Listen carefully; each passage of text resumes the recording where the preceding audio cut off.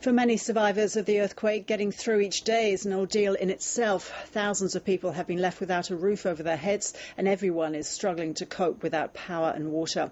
Michael Wright counts himself lucky. His home in Sumner, an eastern suburb of Christchurch, is still standing. He's a journalist but had a day off on Tuesday and wasn't in the office, which was one of the buildings badly damaged in the quake. Yeah, all I can say is great timing.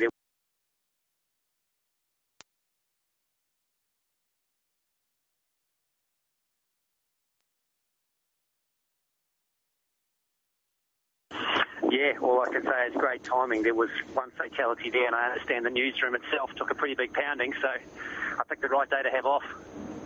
Now, what's life like in Sumner now? Your house is still standing, but there's no power or water. There is still no power and water to Sumner, and from what I understand, most of the eastern suburbs, the flat area in Sumner, if you know the place I'm talking about, is relatively undamaged, but as I'm sure you know, the cliff sides and directly under them have sustained pretty significant damage. So I guess we're still in the same boat, really, as most other people without power and water. And Michael, we're hearing stories here of people opening up their homes to others who have lost their houses and have nowhere to go. Let's just hear from a representative of the local Farmers Association about what country towns in Canterbury are doing to help quake victims.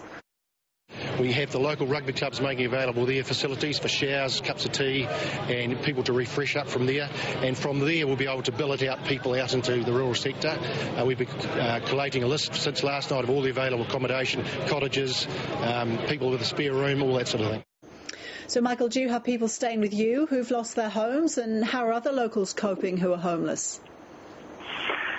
I do have people staying. My girlfriend's parents lived a couple of suburbs over in Mount Pleasant up on the hill there, and their house was wrecked, really. So they've taken a bed out and they're staying in my spare room now for I'm not sure how long, indefinitely, I guess. But from what I've heard and what I've seen firsthand, there's no shortage of accommodation and support for those people who have been forced from their homes. I've just spoken to a couple who've had their, I think, century-old house completely wrecked, and they said they've had dozens of offers of accommodation and support. So I guess that side of things is the best thing to come out of all of this, really.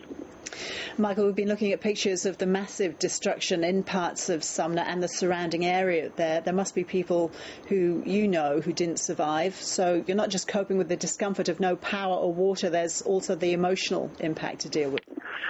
Yeah, I mean, it's kind of secondary at the moment. I mean, we hear about the death count and the identified bodies, but there are very few names to any of those yet, and you're just kind of waiting, and it hits you every now and then for the fact that you are probably going to know someone, and if you don't, you almost certainly will know someone who does. The 6 degrees of separation doesn't really apply in Christchurch. It's more like 2 or 3. So I think everybody, if it hasn't hit them already, it's in the back of their minds that that's going to be something they're going to have to deal with soon.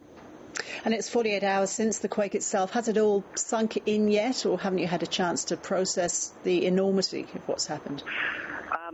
I'm not sure, Roz. I mean, I've spoken to a few people who have told me the same thing I was thinking, and that because we don't have power and we can't get into the central city, a lot of us haven't seen what it's like there. I saw briefly at work a few images from the central city area, and people were jumping on me when I told them to describe it to them, but I couldn't really. It was just basically a snapshot, and it kind of hits you that most of us out in the suburbs haven't really seen and we don't know. So what is going to sink in, we haven't really been confronted with yet, if you like.